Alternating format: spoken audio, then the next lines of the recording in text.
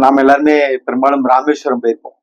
அந்த ராமேஸ்வரம் போகும்போது 2 ஊர் முக்கியமான ஊரா நம்ம பார்த்திருப்போம். ஒண்ணு அக்கால் மடம், தங்கச்சி மடம். எதுக்காக அக்கா மடம், தங்கச்சி மடம் இந்த ஊருக்கு பேர் வந்தது? என்னைக்கா யோசிச்சு பார்த்திருக்கோமா? யோசிச்சு பாருங்க.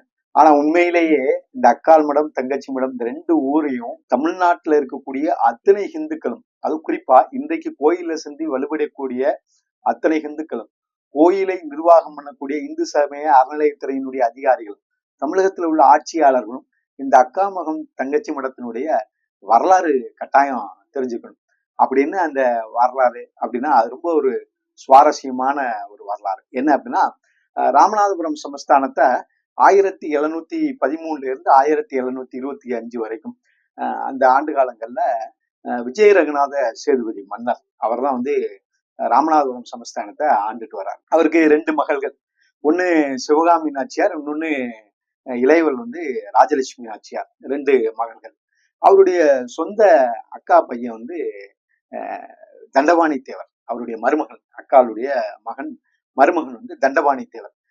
விஜயரகநாத சேதுபதியினுடைய மன்னருடைய ஆட்சி ரொம்ப ஒரு சிறப்பான ஒரு ஆட்சியாக, மக்கள் நலன் சார்ந்த ஆட்சியாக இருந்த, மக்களுக்கு தேவையான அத்தனை விஷயங்களும் கிழவன் சேதுபதி மன்னர் காலத்துக்கு அப்புறம் மக்களினுடைய விஷயங்கள்ல பெரும்பாலும் கவனம் கொடுத்து ஆட்சி செய்த மன்னர்கள்ல பிரபலியமானவர் விஜய ரகுநாத சேதுபதி. அப்படி அவர் செய்த காரியங்கள் ஒண்ணுதான் வந்து ராமேஸ்வரத்தினுடைய கோவில்.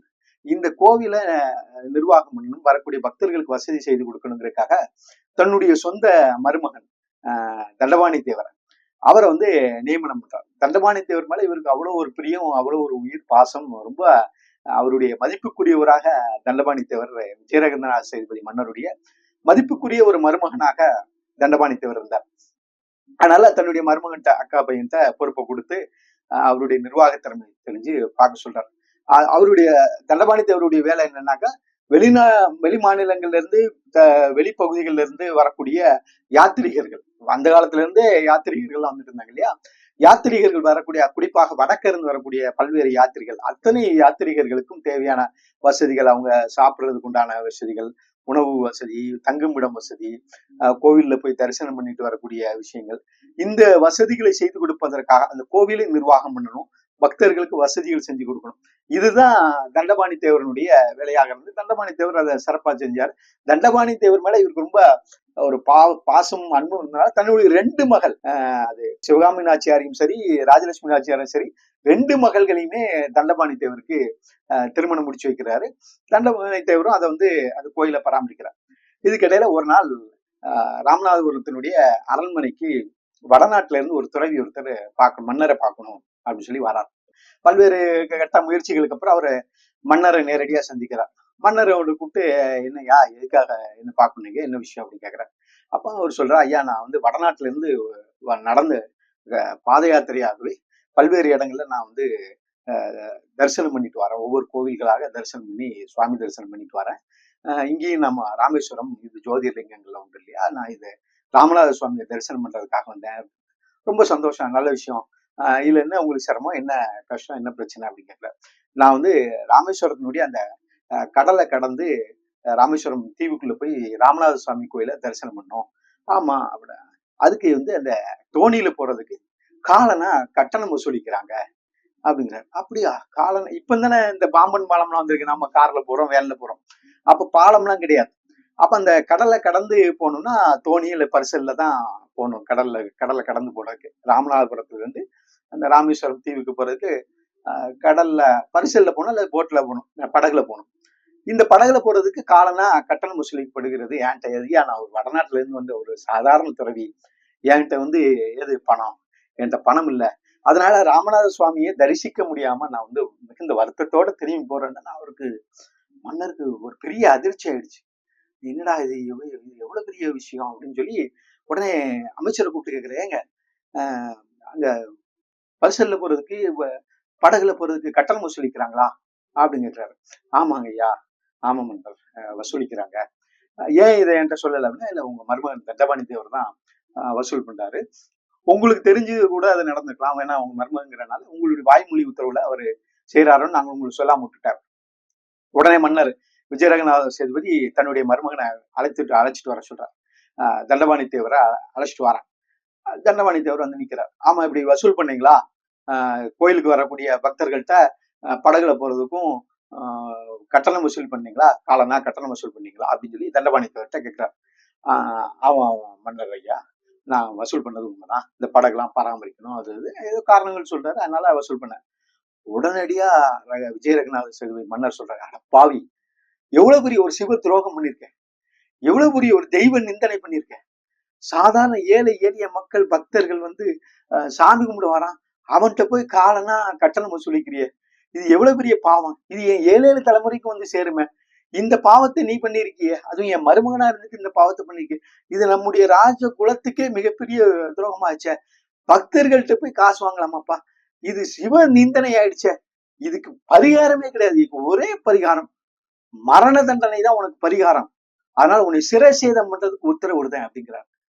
எப்படி பாருங்க, தன்னுடைய மருமகன் கூட பார்க்கல, 2 மகளை கட்டின மருமகன் பார்க்கல, சொந்த ரொம்ப ஆசமும் பாசமுமாக இருந்த அக்கால் மகன்லாம் கூட பார்க்கல, ஒரு திறமையான நிர்வாகிலாம் பார்க்கல. அவருடைய கண்ணில் பட்டது வரக்கூடிய பக்தர்களிடத்துல காலனா வசூல் பண்ணது எவ்வளவு பெரிய ஒரு சிவ நிந்தனை, எவ்வளவு பெரிய சிவ துரோகம். அது தெய்வத்துக்கு இழைக்கக்கூடிய துரோகம் இல்லையா, அது மிகப்பெரிய பாவ காரியம் இல்லையா. அந்த பாவ காரியத்தை செஞ்சுட்டானே அப்படிங்கிறதுக்காக அந்த தண்டபாணி தேவருக்கு மரண தண்டனை கொடுத்து சிறைச்சேதம் பண்ண சொன்னார். இவரை அழைச்சிட்டு வராங்கிற செய்தி கேட்டோடனே அந்த 2 மனைவிகள், அத ராஜலட்சுமி நாச்சியாரும் சிவகாமி நாச்சியார் 2 பேருமே, ஆஹா அப்பா வந்து கூப்பிட்டுருக்காரு, பிரச்சனையா இருக்கு, ஏதோ பிரச்சனையாக போகுது அப்படின்னு சொல்லி பின்னாடியே ஓடி வராங்க, பல்லக்குல வராங்க. இந்த செய்தி வந்து இவங்ககிட்ட வந்து அதுக்குள்ள இவங்க 2 பேரையும் மன்னர் வந்து 2 பேர் தண்டபாணி தேவரை மன்னர் வந்து சிறைச்சேதம் பண்ணி மரண தண்டனை நிறைவேற்றிட்டார் அப்படிங்கிற செய்தி 2 பேர்த்தையும் வந்து சேருது. முதல்ல அக்கால் சிவகாமி நாச்சியார் அந்த செய்தி வருது, அவர் அந்த இடத்திலேயே தன்னுடைய உயிரை மாய்த்துக் கொள்கிறார். அடுத்த ஒரு கிலோமீட்டர் தூரத்துல பின்னாடியே வந்துட்டு இருக்கக்கூடிய தங்கச்சி ராஜலட்சுமி நாச்சியார், அவருடைய செய்தி போது அந்த இடத்துல அவரும் தன்னுடைய உயிரை மாய்த்துக் கொள்கிறார். அக்கால் உயிரை மாய்த்து கொண்ட இடம் அக்கால் மடம், தங்கச்சி ராஜலட்சுமி தன்னுடைய உயிரை மாய்த்து கொண்ட இடம் தங்கச்சி மடம். இதுதான் இன்னைக்கு இருக்கக்கூடிய அக்கால் மடம் தங்கச்சி மடத்தினுடைய வரலாறு. எவ்வளவு பெரிய வரலாறு பாருங்க, எவ்வளவு பெரிய பாடத்தை உணர்த்துது பாருங்க.